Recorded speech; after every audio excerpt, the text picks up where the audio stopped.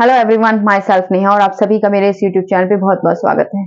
आज की वीडियो में हम ईरान और मैसेडोनिया के आक्रमण और उनके क्या प्रभाव पड़े उसके बारे में जानकारी देने वाले हैं। साथ ही सिकंदर के आक्रमण और उसके आक्रमण के क्या प्रभाव पड़े इसके बारे में भी जानकारी देने वाले हैं।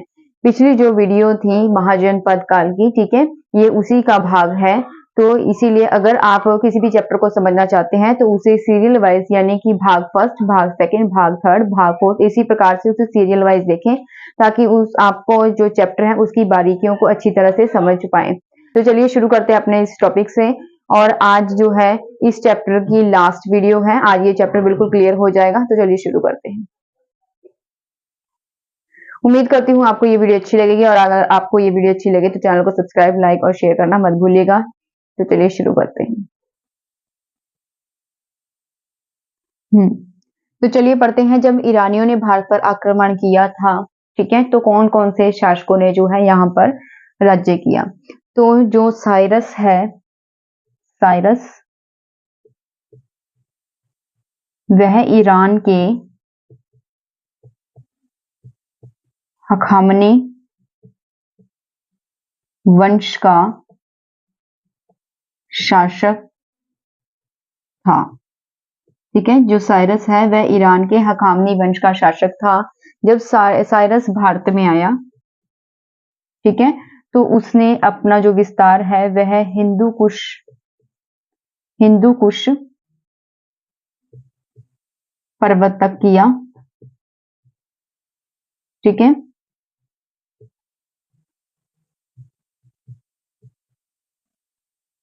जो साइरस है वह ईरान के हकामनी वंश का शासक था।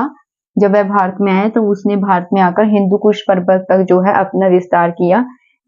यूनानी लेखक, यूनानी जो इतिहासकार हैं या लेखक हैं, जैसे नियाकर्स और मैक्सनीज, इनके अकॉर्डिंग यानी इनके अनुसार जो है, जो यूनानी लेखक है नियाकर्स और मैक्सनीज, इनके अनुसार जो साइरस है उसने कभी भारत पर आक्रमण नहीं किया। ठीक है, इनके अनुसार जो है इन्होंने मतलब साइरस ने भारत पर आक्रमण नहीं किया। और एक रोमन लेखक है, रोमन लेखक जिसका नाम है प्लिनी, रोमन लेखक प्लिनी के अनुसार जो साइरस है उसने कपिशा राज्य को ध्वस्त किया। ठीक है, इसी प्रकार से जेनोफेन ने साइरस की जीवनी लिखी। साइरस की जीवनी, जिसे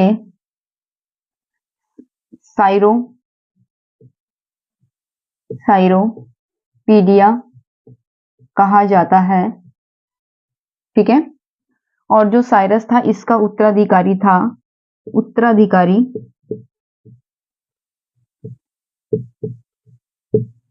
डेरियस प्रथम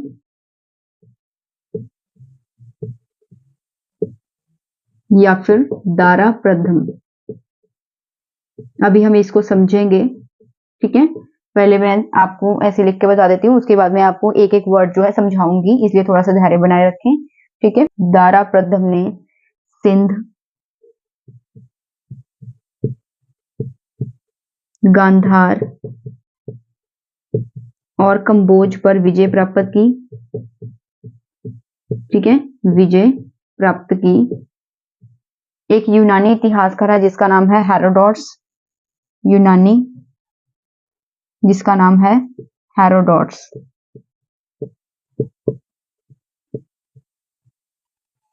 उसका मानना है कि जो ईरानी शासक था उसे भारत से 360 टैलेंट सोना प्राप्त होता था।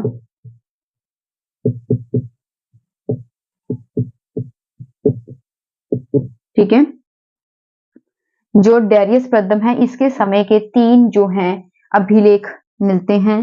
वे कौन कौन से हैं? 3 अभिलेख।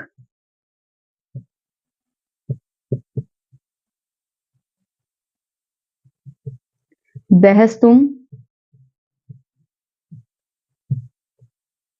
नक्शे रुस्तम,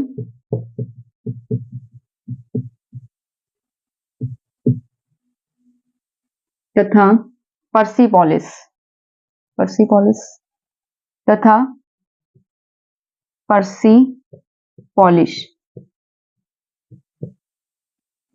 तो इस प्रकार से हम देखते हैं कि जो मतलब साइरस है उसका उत्तराधिकारी कौन है? डेरियस प्रथम या फिर दारा प्रथम। ठीक है, तो जो उत्तराधिकारी है डेरियस प्रथम या दारा प्रथम भी हम उसे कह सकते हैं, दोनों में से कोई भी नाम हो सकते हैं। ठीक है, तो इसने सिंध, गांधार और कंबोज पे विजय प्राप्त की थी। और एक यूनानी इतिहासकार, इसका नाम है हेरोडोटस, उसने कहा है कि जो ईरानी शासक था उससे भारत से 360 टन सोना जो है प्राप्त होता था। और उसके समय के यानी दारा प्रथम के समय के 3 अभिलेख जो है हमें मिलते हैं, बहस्तुम, नक्शे रुस्तम और पर्सिपोलिस। ठीक है, आगे पढ़ते हैं। दारा का उत्तराधिकारी जो है, उत्तराधिकारी कौन था? जर्कसीज।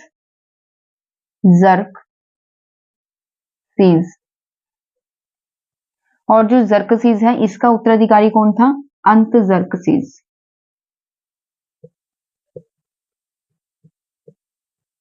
ठीक है, उसके बाद और टेसियस इसका वैद था। पारसियों का जो अंतिम शासक है वो था, अंतिम शासक पारसियों का जो अंतिम शासक है वह कौन था? दारा तृतीय, जिसे सिकंदर ने अरावेला के युद्ध में पराजित किया।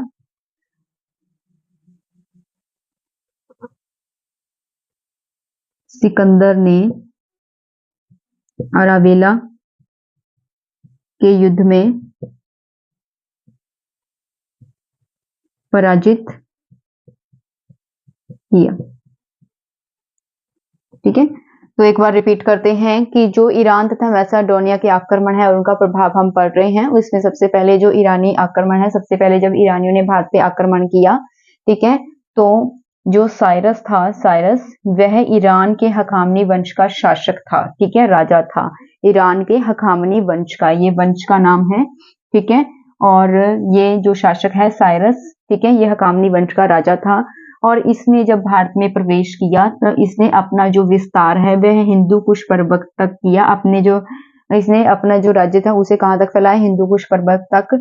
ठीक है, और एक यूनानी लेखक है, उसका यूनानी लेखक नियाकर्स और मैक्सनीज, ये दो यूनानी लेखक हैं। इनके अकॉर्डिंग जो साइरस है उसने कभी भारत पर आक्रमण नहीं किया।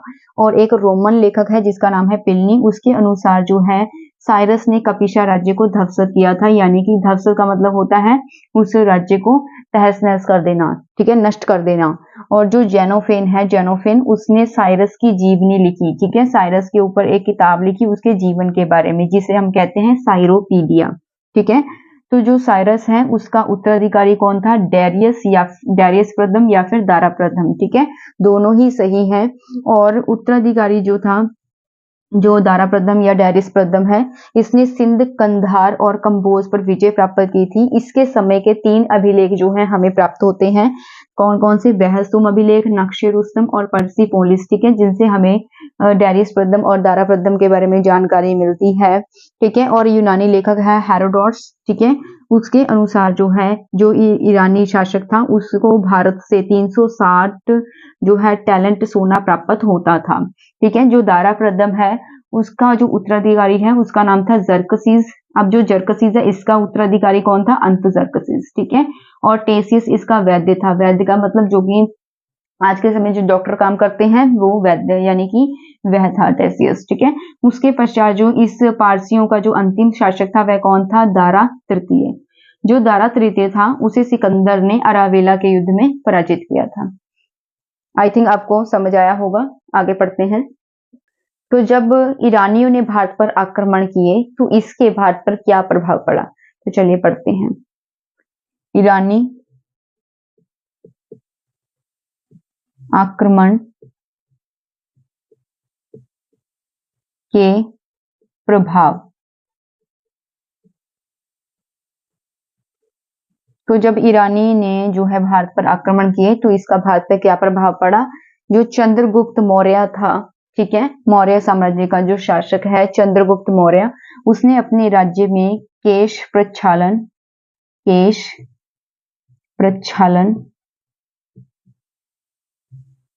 ठीक है, जो कि यूनानी शासक थे, यूनानी जो राजा होते थे, ठीक है, वह क्या करते थे अपने राज्य में इसी प्रकार का जो उत्सव है उसका आयोजन करते थे। तो इसी प्रकार से जो चंद्रगुप्त मौर्य है उन्होंने ईरानियों के प्रभाव में आकर, ईरानी शासकों के जो प्रभाव में आकर उन्होंने अपने राज्य में केश प्रक्षालन नामक उत्सव का जो है आयोजन किया। ठीक है, ये एक उत्सव का नाम है। ठीक है, तो जो केश प्रक्षालन है उत्सव का अर्थ हो गया जैसे कोई मौका, खुशी का जो मौका हो गया कोई भी, ठीक है, तो वहां पर जो मतलब चंद्रगुप्त मौर्य था उसने जो है अपने राज्य में केश प्रक्षालन नामक जो है उत्सव का आयोजन किया, जिसमें क्या होता था, बाल धोने का मतलब जो है उत्सव मनाया जाता था, बाल धोने का। केश प्रक्षालन, केश का मतलब क्या होता है, बाल, ठीक है, प्रक्षालन का मतलब धोना, ठीक है, तो बाल धोने का उत्सव मनाया गया।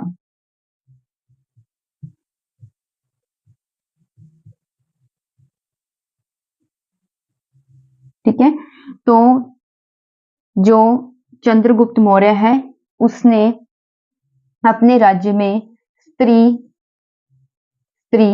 अंगरक्षकों को रखा, स्त्री अंगरक्षकों को भी रखा चंद्रगुप्त मौर्य ने। ठीक है, इसके बाद जो है उसने ईरानी प्रभाव में आकर अपने राज्य में अरामाइक लिपि, ठीक है, और भाषा का विकास किया।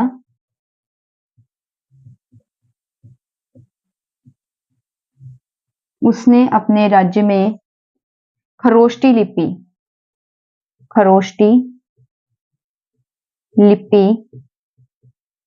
जो कि दाएं से बाएं लिखी जाती थी, दाएं से बाएं, ठीक है, लिखी जाती थी, शुरू किया। इसके अलावा जो उसके राज्य में जो है इसके अलावा जो अशोक है उसके समय के जो स्मारक हैं, ठीक है, उसमें भी ईरानी प्रभाव देखा जा सकता है, यानी कि घंटा आकार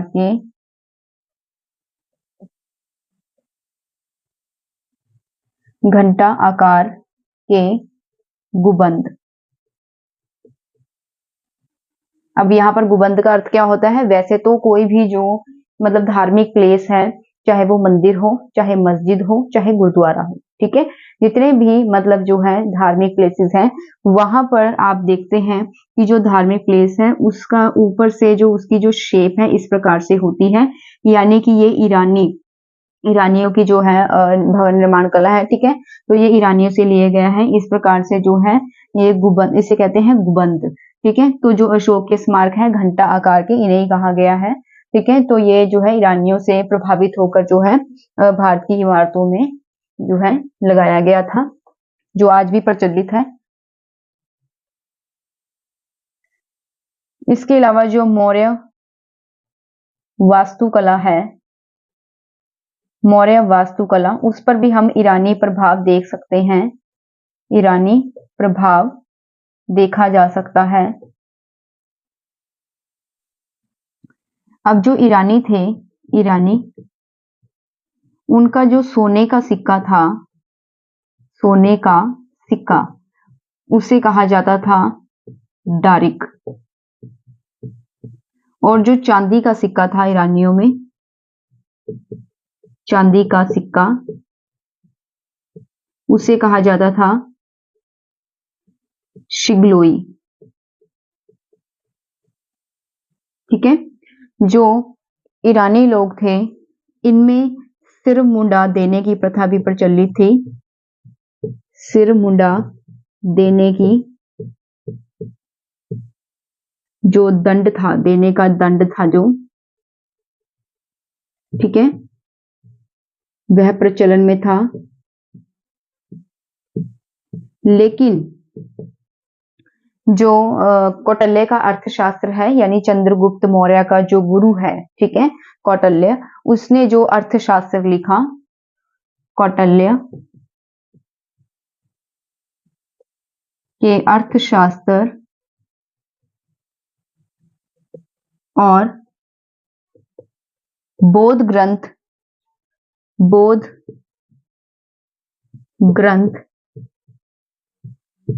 महावंश में, बौद्ध ग्रंथ महावंश में इसी प्रकार के दंड का जो है वर्णन किया गया है। ठीक है, इसी प्रकार के दंड का वर्णन किया गया है। ठीक है, उसके बाद जो चंद्रगुप्त मौर्य है, चंद्रगुप्त मौर्य, उसका जो पाटलिपुत्र राज्य था, पाटलिपुत्र राज्य, वह पर्सिपोलिस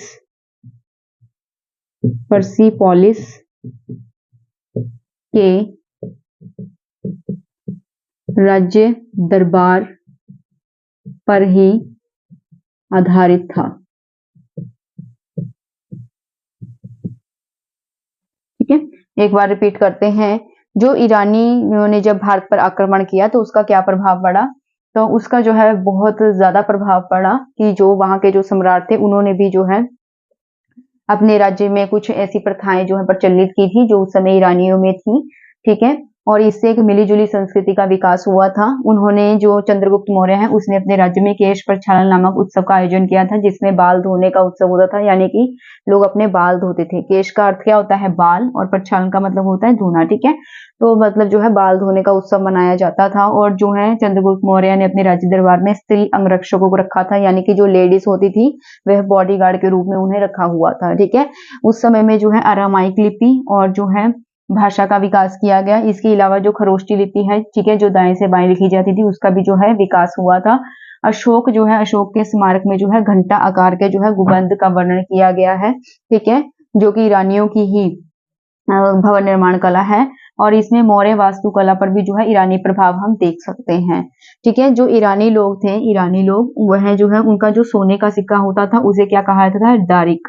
ठीक है, जो चांदी का सिक्का होता था उसे कहते थे शिगलोई या फिर शेकलेस।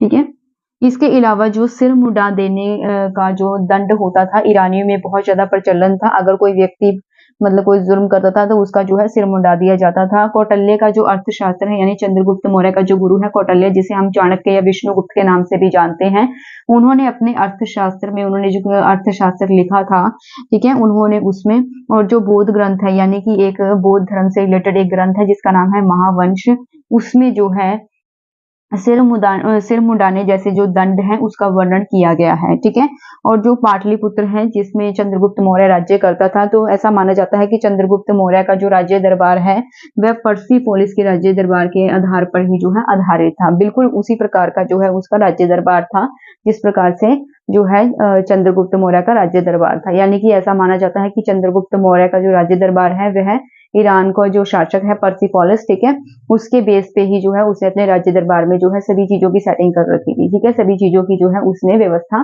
की हुई थी। आगे बढ़ते हैं। तो जो सिकंदर था, अब हम पढ़ते हैं सिकंदर के आक्रमण, जब सिकंदर ने भारत पर आक्रमण किया। सिकंदर का भारत पर आक्रमण।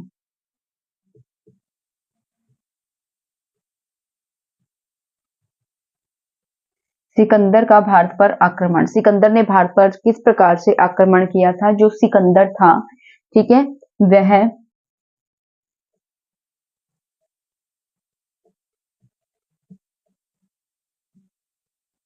मैसेडोनिया के शासक,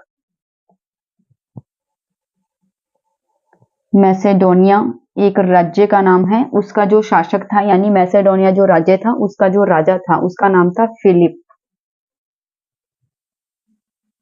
ठीक है। तो जो सिकंदर था वह मैसेडोनिया के शासक, ठीक है, फिलिप का पुत्र था।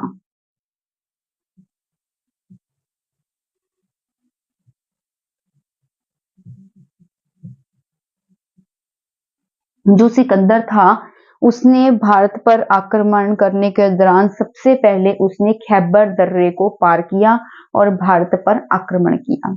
ठीक है, खैबर दर्रे, खैबर दर्रे को पार किया। दर्रे का मतलब होता है दरिया। जो खैबर दरिया था उससे सबसे पहले सिकंदर ने पार किया और उसने भारत में एंट्री की। ठीक है, भारत पर उसने खैबर दर्रे को पार करके उसने भारत पर आक्रमण किया।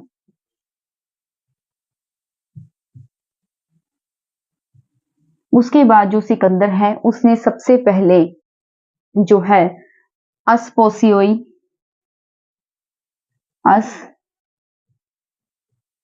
अस्पोसियोई राज्य था, जिसे अशव जाति राज्य भी कह सकते हैं, उस पर विजय प्राप्त की। ठीक है, जो सिकंदर था उसने सबसे पहले अस्पोसियोई अशव जाति, ठीक है, जैसे अशव जाति भी कहते हैं, इस राज्य पर विजय प्राप्त की। उसके पश्चात सिकंदर ने निशा राज्य पर विजय प्राप्त की। इसके पश्चात जो सिकंदर था उसने अश्वक राज्य पर विजय प्राप्त की। यानी कि ये जो 3 राज्य हैं, अस्पोसियोई, निशा राज्य और अश्वक, इन पर जो जो सिकंदर है उसने विजय प्राप्त की। इसके पश्चात 3 ऐसे शासक हैं जिन्होंने अपनी अधीनता स्वीकार कर ली, यानी कि लड़ाई से पहले ही सिकंदर के सामने उन्होंने घुटने टेक दिए और उन्होंने अपनी अधीनता जो है स्वीकार कर ली। वे कौन कौन से शासक थे? अधीनता स्वीकार करने वाले शासक। ठीक है, तक्षशिला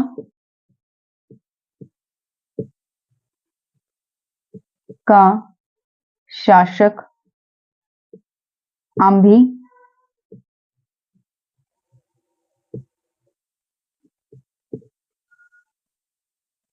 अभिसार के शासक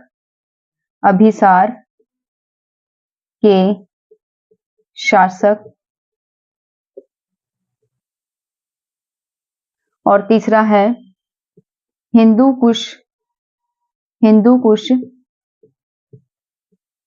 के उत्तर में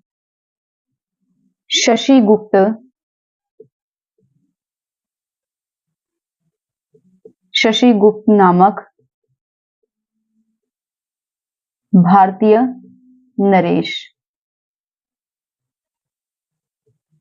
ठीक है, तो ये 3 शासक थे जिन्होंने जो है सिकंदर की अधीनता स्वीकार कर ली, यानी कि युद्ध करने से पहले ही इन्होंने सिकंदर के सामने जो है घुटने टेक दिए। ठीक है, इसके पश्चात जो है सिकंदर ने पोरस के साथ युद्ध किया। पोरस के साथ जो है सिकंदर की मुठभेड़ हुई,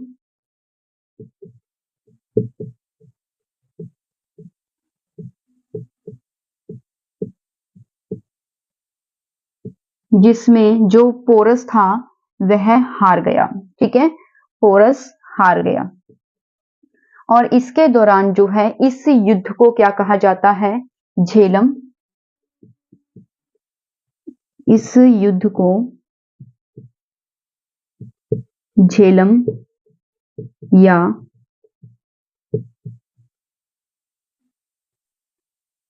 हाइडेस्पीज, ठीक है, हाइडेस्पीज कहा जाता है।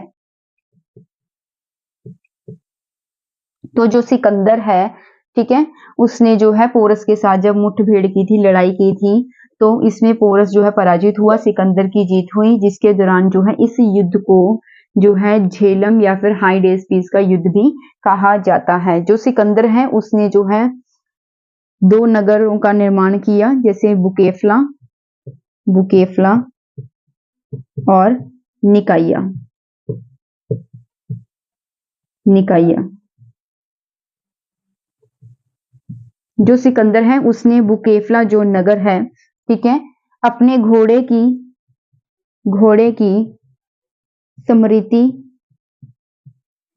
की स्मृति में जो है बनवाया, ठीक है। और जो निकाइया नगर है वह पोरस, ठीक है, पोरस युद्ध के पश्चात बनवाया, ठीक है। एक बार जो है हम रिपीट करते हैं कि जो सिकंदर है, सिकंदर का भारत पर आक्रमण, जब सिकंदर ने भारत पर आक्रमण किया तो उस दौरान जो है सिकंदर कौन था और सिकंदर ने भारत पर किस प्रकार से आक्रमण किया। जो सिकंदर है मैसेडोनिया के शासक फिलिप का पुत्र था, यानी मैसेडोनिया एक राज्य का नाम है, उसका जो राजा है उसका नाम है फिलिप, ठीक है। वो जो है वो सिकंदर का फादर था, यानी सिकंदर का पिता था, ठीक है। और जो सिकंदर है उसने जब भारत पर आक्रमण किया तो सबसे पहले उसने खैबर दरिया को पार किया और उसके बाद उसने भारत पर आक्रमण किया, ठीक है। खैबर दर्रे को पार करने के पश्चात जो सिकंदर है उसने अस्पोसियोई जो राज्य है, जिसे अशव जाति राज्य भी कहा जाता है, उस पर जो है सिकंदर ने विजय प्राप्त की। इसके पश्चात उसने निशा राज्य पे विजय प्राप्त की। इसके पश्चात उसने अश्वक राज्य पर जो है विजय प्राप्त की। तो इन 3 राज्यों पर उसने विजय प्राप्त की थी। इसके पश्चात कुछ ऐसे राज्य भी थे जो कि युद्ध से पहले ही सिकंदर के सामने उन्होंने घुटने टेक दिए, यानी कि उन्होंने पहले ही हार मान ली। तो वह 3 राज्य कौन कौन से थे? तक्षशिला का शासक आम्भी, अभिसार के शासक और हिंदू कुश के उत्तर में शशिगुप्त नामक एक भारतीय नरेश। भारतीय नरेश किसको कहा जाता है? राजा को, यानी भारत का एक राजा था, ठीक है, जो हिंदू कुश के उत्तर में, ठीक है, शशिगुप्त नामक जो है एक भारतीय राजा था। तो उसने भी जो है सिकंदर के सामने जो है घुटने टेक दिए, मतलब युद्ध से पहले ही उन्होंने हार मान ली, ठीक है, और उनकी अधीनता स्वीकार कर ली। इसके पश्चात जो सिकंदर है उसने पोरस के साथ जो है युद्ध किया और इस युद्ध में पोरस को पराजित किया, यानी पोरस को हरा दिया। और जो सिकंदर है, जिस स्थान पर जो सिकंदर है उसने पोरस के साथ युद्ध लड़ा था, वहां पर सिकंदर ने जो है निकाइया नामक नगर की जो है स्थापना की थी, नया नगर बसाया था जिसे कहा जाता है निकाइया, ठीक है।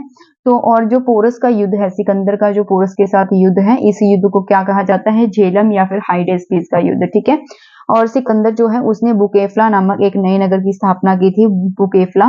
तो जो मतलब उसने ये नगर क्यों बनवाया था? क्योंकि उसने अपने घोड़े की याद में, क्योंकि जो सिकंदर था उसका जो घोड़ा था वो मर चुका था, तो उसके नाम के ऊपर ही जो है सिकंदर ने उसकी याद में, अपने घोड़े की याद में जो है बुकेफ्ला नामक नगर की स्थापना की थी। आगे बढ़ते हैं, तो चलिए जानते हैं सिकंदर के आक्रमण के क्या क्या प्रभाव पड़े। सिकंदर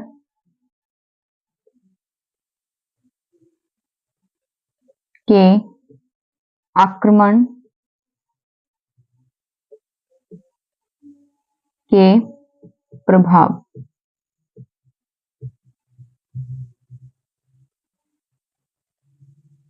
आपकी जानकारी के लिए बता दूं कि जो सिकंदर है भारत में 19 महीनों तक रहा, 19 महीनों तक भारत में रहा, ठीक है। जो सिकंदर है वह भारत में 19 महीनों तक रहा और 19 महीनों तक वह युद्ध में व्यस्त रहा, युद्ध में व्यस्त। लेकिन इसके बावजूद भी वह कोई प्रशासनिक व्यवस्था जो है स्थापित नहीं कर पाया। प्रशासनिक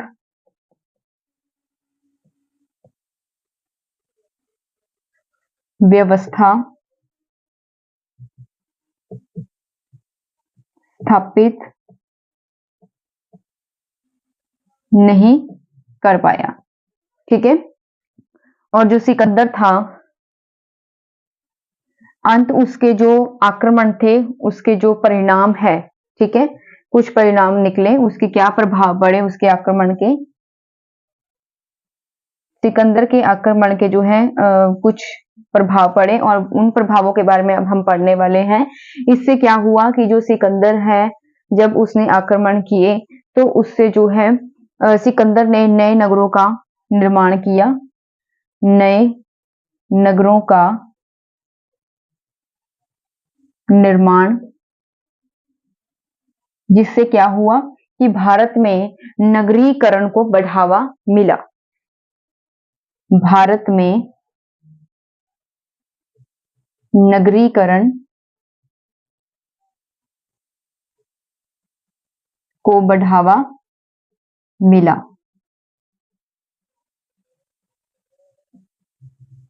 तो सिकंदर ने कौन कौन से जो है नए नगरों का निर्माण किया था जिससे कि जो है भारत में नगरीकरण को बढ़ावा मिला। सिकंदर ने सबसे पहले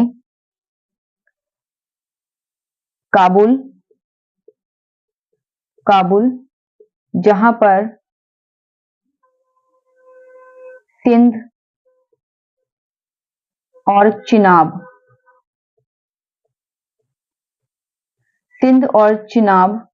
के संगम पर जो है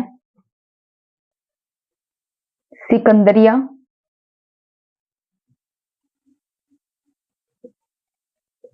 या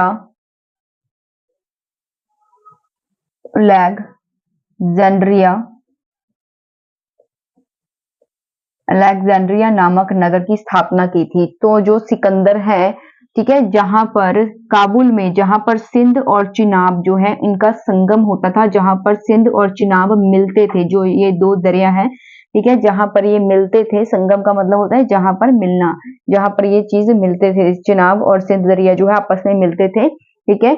तो वहां पर जो सिकंदर है उसने सिकंदरिया या फिर अलेक्जेंड्रिया नामक जो है नगर की स्थापना की थी। यानी सिकंदर ने अपने नाम पर, सिकंदर नाम है ना, तो सिकंदर ने अपने नाम पर यानी कि सिकंदरिया नाम पर जो है एक नगर की स्थापना की थी जिसे हम अलेक्जेंड्रिया भी कहा जाता है। इसके बाद जो सिकंदर है उसने अपने घोड़े, जहां पर सिकंदर के घोड़े की मृत्यु हुई थी, घोड़े की मृत्यु, उस स्थल पर सिकंदर ने अपने घोड़े के नाम पर बुकेफला, ठीक है, तो जहां पर सिकंदर के घोड़े की मृत्यु हुई थी उस स्थान पर सिकंदर ने जो है अपने घोड़े के नाम पर बुकेफला नामक नगर की स्थापना की थी, ठीक है। इसी प्रकार से जहां पर सिकंदर और पोरस का युद्ध हुआ, उस स्थान पर, ठीक है, उस स्थान पर जो है सिकंदर ने निकाया नामक नगर की स्थापना की थी, ठीक है। तो जो सिकंदर है उसने क्या किया, जहां पर सिकंदर है उसके समय में जो है नगरीकरण को बढ़ावा मिला भारत में, क्योंकि सिकंदर ने नए नगरों का निर्माण किया था, ठीक है। उसके दौरान जो है सिकंदर ने 3 नगरों का निर्माण किया, सिकंदरिया, बुकेफला और निकाया। आगे ब्रीफ में पढ़ेंगे, आगे मैं आपको बाद में समझाऊंगी, ठीक है। पहले हम पूरा आगे पढ़ लेते हैं। उसके बाद सेकंड पॉइंट है, यानी कि जो सेकंड रीजन है, ये फर्स्ट रीजन था, सेकंड रीजन क्या है, सिकंदर के आक्रमण का क्या प्रभाव पड़ा कि जो सिकंदर है उसके दौरान जब सिकंदर भारत में आया, सिकंदर के भारत आगमन के दौरान यूनानी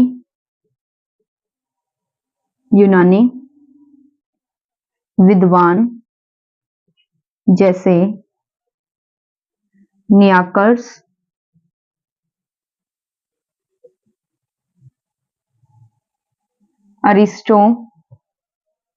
अरिस्टोबुल्स, आनेसिक्टिस,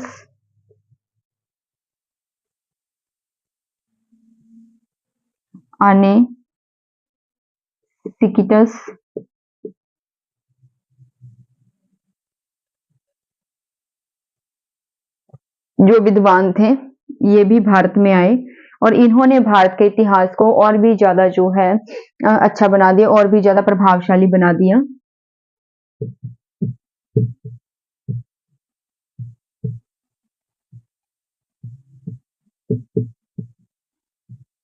इन्होंने भारत के इतिहास को और भी ज्यादा प्रभावशाली बना दिया।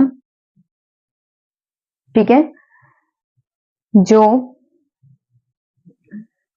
आनेसिकिटस हैं, आनेसिकिटस, ठीक है, आनेसिकिटस,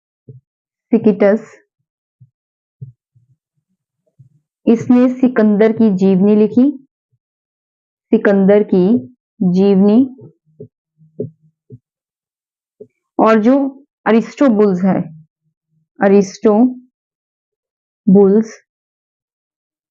ठीक है, इन्होंने हिस्ट्री ऑफ वार लिखी। ठीक है, तो जो सिकंदर है, सेकंड रीजन क्या था, यानी कि सेकंड क्या प्रभाव पड़ा था सिकंदर के आक्रमण का, कि सिकंदर के भारत आगमन के दौरान जब सिकंदर भारत में आया तो जो यूनानी विद्वान थे जिनका नाम था नियाकर, अरिस्टोबुल्स और आनेसिकिटस, ठीक है, तो ये भी भारत में आए उस दौरान, और इन्होंने भारत के इतिहास को और भी ज्यादा प्रभावशाली बना दिया, क्योंकि इन्होंने भारत के बारे में लिखा और भारत में जो भी शासक निवास करते थे उनके बारे में इतिहास लिखा, जिनको पढ़ के आज हमें जो है पता चलता है कि उस समय में क्या हुआ था, क्या इतिहास था। ठीक है, तो इनकी बदौलत ही जो है इतिहास जो है हम पढ़ पा रहे हैं। ठीक है, तो जो आनेसिकिटस है तो उसने सिकंदर की जीवनी लिखी थी, और जो अरिस्टोबुल्स है उसने हिस्ट्री ऑफ वार लिखी थी। इन्हीं की जो है इतिहास को, इन्हीं की जो पुस्तकें लिखी हुई हैं जिनको पढ़ के हमें इतिहास के बारे में जानकारी मिलती है। थर्ड प्रभाव क्या था, थर्ड इफेक्ट क्या पड़ा सिकंदर के आक्रमण का, तो सिकंदर के आक्रमण का जो है तीसरा रीजन क्या है कि जो भारत है, भारत और यूनान के मध्य एक जल और तीन स्थल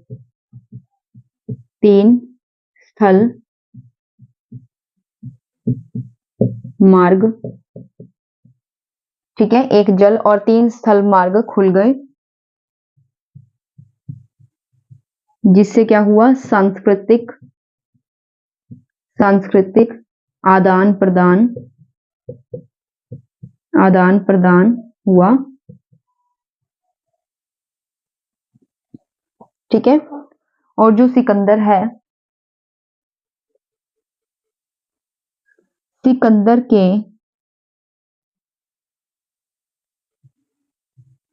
आक्रमण से पहले, सिकंदर के आक्रमण से पहले जो भारत का इतिहास है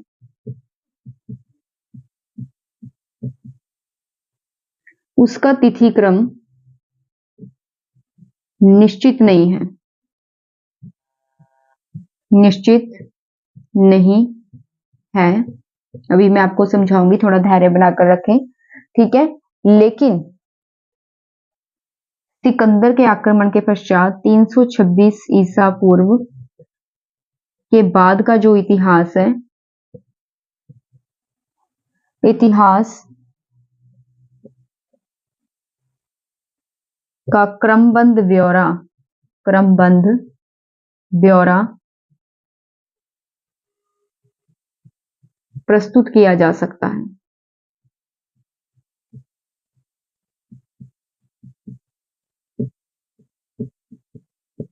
जो सिकंदर था उसने जो है बंदरगाहों और जल मार्गों का पता लगाने के लिए अपने एक मित्र नियाकर्स के अधीन सिंधु नदी के मुहाने से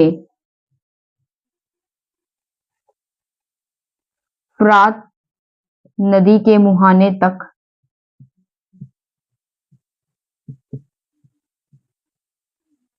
ठीक है, मुहाने तक जो है बंदरगाहों और जल मार्गों का पता लगाने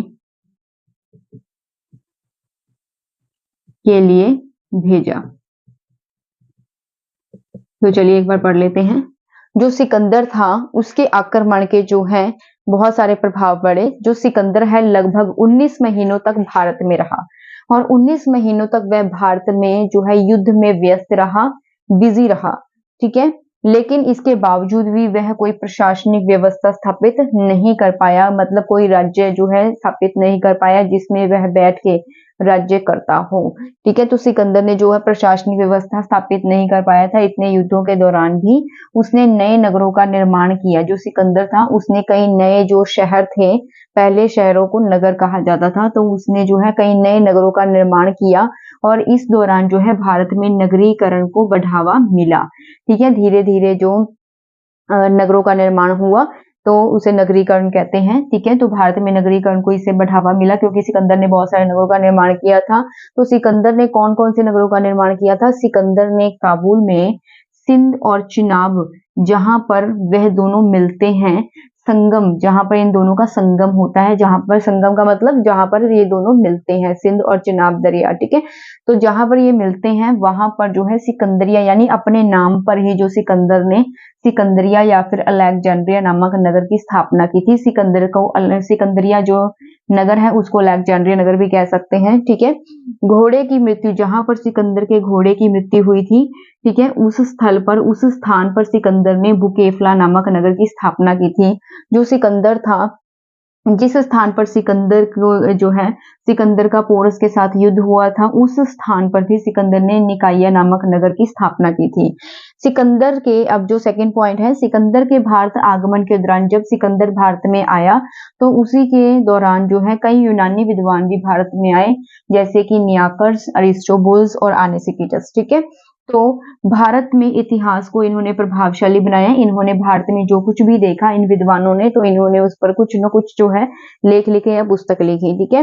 जो आनेसिकिटस था उसने जो है सिकंदर की जीवनी लिखी, ठीक है। सिकंदर के बारे में जो है उसके जीवन के बारे में जो है उसकी जीवनी लिखी। और जो अरिस्टोबुल्स था उसने किताब लिखी जिसका नाम था हिस्ट्री ऑफ वार, ठीक है। उसके बाद जो थर्ड प्रभाव था सिकंदर के आक्रमण का, वो था भारत और यूनान के मध्य एक जल और 3 स्थल मार्ग खुल गए। इससे क्या था, भारत और जो यूनान है, ठीक है, इन दोनों के बीच में जो है एक जल मार्ग, मार्ग का मतलब होता है रास्ता, ठीक है, एक जल मार्ग जो पानी वाला रास्ता होता है यानी कि शिप के जरिए। उसके बाद 3 स्थल मार्ग, स्थल का अर्थ होता है जो लैंड, यानी कि जो सूखी जमीन होती है जहां पर हम निवास करते हैं, सूखी जमीन पे निवास करते हैं, स्थल मार्ग उसी को कहते हैं जहां पर, ठीक है, तो सूखी जमीन होती है वहां पर स्थल मार्ग के जरिए जो है मतलब 3 स्थल मार्ग खुल गए, 3 स्थल रास्ते खुल गए, ठीक है।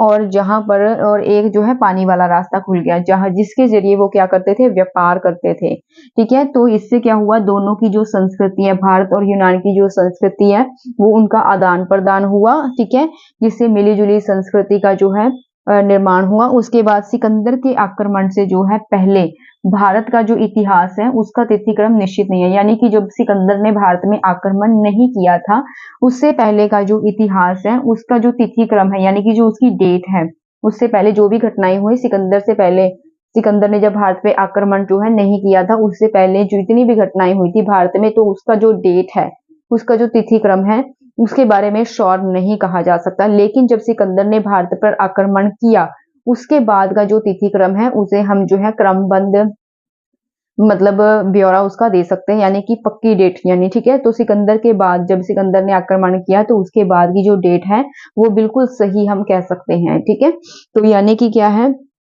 और सिकंदर ने क्या किया, सिकंदर ने बंदरगाहों का पता लगाने के लिए और नए नए जो जल मार्ग हैं उनका पता लगाने के लिए सिकंदर ने अपने एक मित्र जिसका नाम था नियाकर्स, ठीक है, ये यूनानी विद्वान है, ठीक है, नियाकर्स, उसके अधीन जो है सिंधु नदी के मुहाने, जहां से सिंधु नदी बहती है, ठीक है, जहां से सिंधु नदी निकलती है उसे मुहाने कहा जाता है, ठीक है। तो सिंधु नदी के मुहाने से फरात नदी, ये भी एक नदी का नाम है, फरात नदी के मुहाने तक जो है पता लगाने के लिए भेजा, बंदरगाहों का और जलमार्गों का। जलमार्ग का मतलब पानी वाले रास्ते और बंदरगाह का मतलब वह स्थान जहां पर मतलब समुद्र के किनारे, वह स्थान जहां पर जो है सामान को उतारा और चढ़ाया जाता है शिप में, उस स्थान को क्या कहते हैं, बंदरगाह, ठीक है।